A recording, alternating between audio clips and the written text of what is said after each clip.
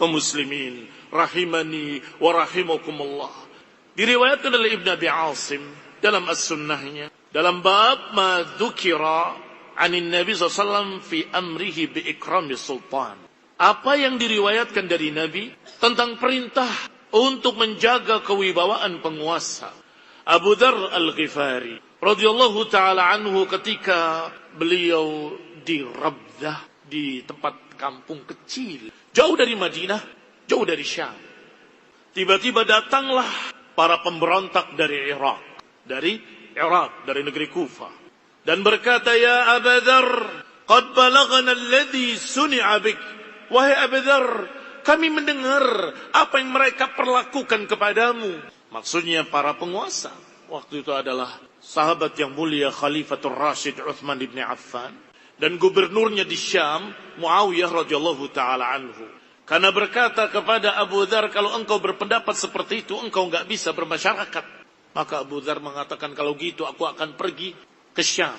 Ternyata di Syam terjadi lagi dengan gubernurnya Muawiyah. Berbeda pendapat lagi.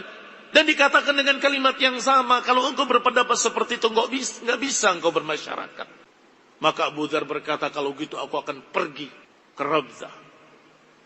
Memisahkan diri, memencilkan diri.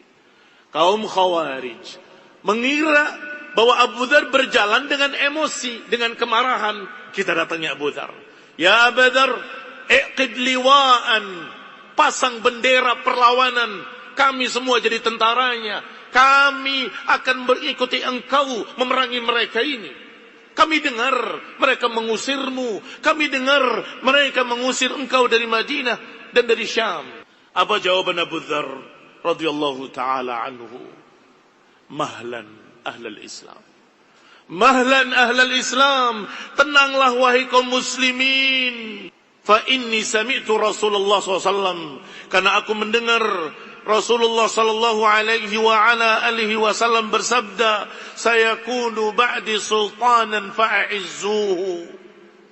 Aku mendengar dari Nabi, kalau nanti akan datang penguasa, maka muliakanlah mereka. Man iltamasa dhullahu thaghara thagratan fil Islam. Siapa yang menjatuhkan kewibawaan mereka, maka dia mengoyak Islam. Lihat Islam yang dikatakan, mengoyak Islam. Qala, di dalam riwayat lain dikatakan, walan tuqbal minhu taubatan hatta yu'iduha kama kanat. Dan gak akan diterima taubatnya sampai dia mengembalikan seperti semula. Kalau sudah hancur seperti di beberapa negeri di belahan dunia ini, tidak jauh. Karena zaman sekarang dengan berita-berita yang Masya Allah, terdengar semua berita-berita. Apa yang terjadi di Sudan, apa yang terjadi di Yaman, apa yang terjadi di negeri yang lainnya. Barakallahu fikum. Rusak, hancur. Tapi apakah kita menginginkan hal tersebut? Kalau ada yang menjatuhkan kewibawaan penguasa, kemudian terjadi chaos dan kekacauan, kemudian hancur. Kata Abu Dzar mengatakan, qala Rasulullah SAW. Dalam riwayat, qala khalili, berkata kekasihku yang kucintai, yakni Rasulullah SAW, bahwasanya siapa yang menjatuhkan kewibawaan penguasa dan kemudian terjadi kehancuran, lan tuqbala taubatun, tidak akan diterima taubatnya hatta yu'iduha kama kanat, hingga dia mengembalikannya seperti semula. Bisakah mengembalikan seperti semula ketika gedung-gedung sudah hancur, jutaan manusia tertumpah darahnya? Bisakah yu'iduha kama kanat, memperbaikinya kembali? Ini mengerikan, barakallahu fikum. Kita nggak ada urusannya dengan dunia, kita nggak ada urusannya dengan kedudukan mereka. Kita kaitannya dengan apa?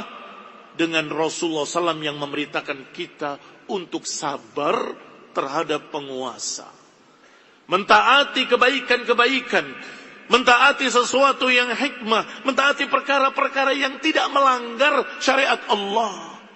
Dan kalau ada sesuatu yang melanggar syariat, kata Umar bin Khattab, maka jangan taati perkara tersebut, dan tetaplah jangan lepaskan tangan min ta'ah.